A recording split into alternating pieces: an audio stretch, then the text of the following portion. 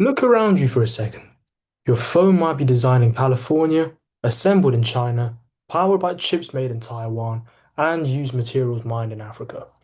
It's a perfect example of one of the biggest ideas in economics. Countries don't produce everything themselves, they trade.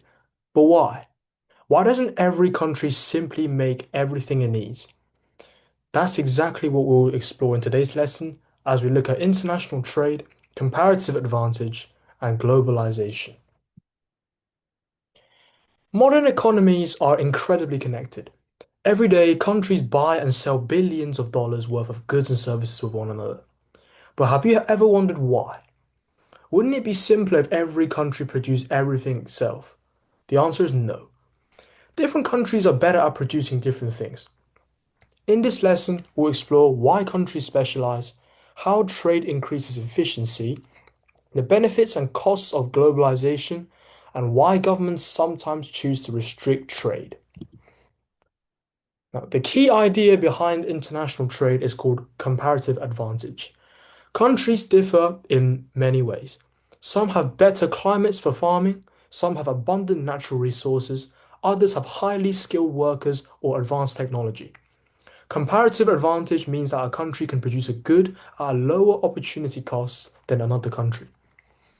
Here's the really surprising part. Even if one country is better at producing everything, both countries can still benefit from trade. Why? Because each country specializes in what it does relatively best.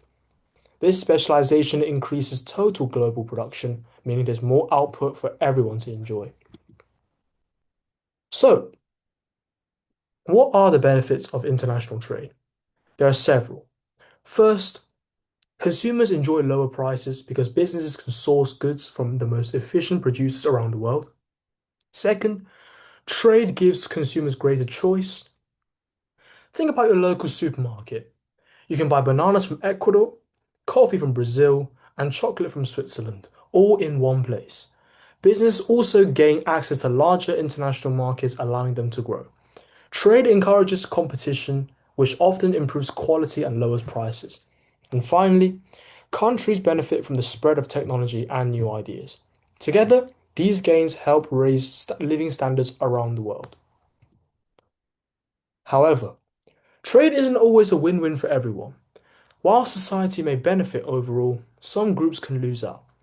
For example, industries that cannot compete with cheaper imports may experience job losses, global supply chains can also become vulnerable, and the COVID-19 pandemic showed us what happens when factories close or international transport is disrupted.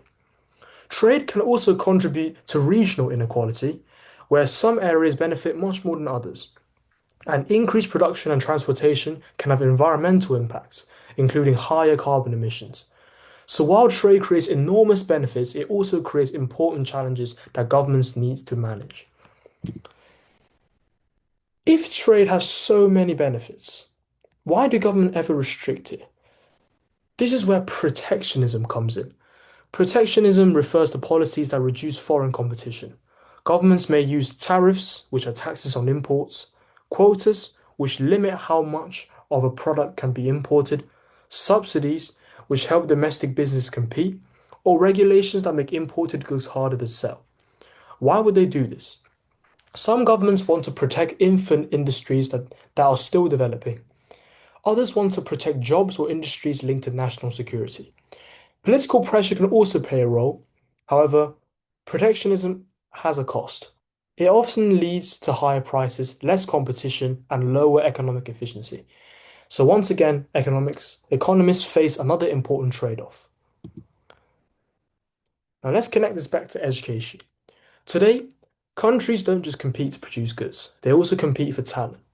These countries with the best universities, strongest research, and the most skilled workers often become leaders in industry like technology, finance, and healthcare. Investment in education improves human capital, making workers more productive and innovative. In many ways, a highly educated workforce becomes one of the country's greatest competitive advantages. So, education isn't just a social policy, it's also an important part of international economic success. Now, globalization has transformed the world economy. It has helped lift millions of people out of poverty and increase overall global wealth. But it hasn't benefited everyone equally. Some workers and industries have gained enormously. Others have faced job losses and falling wages because of increased international competition. This means governments often need policies to help people adapt.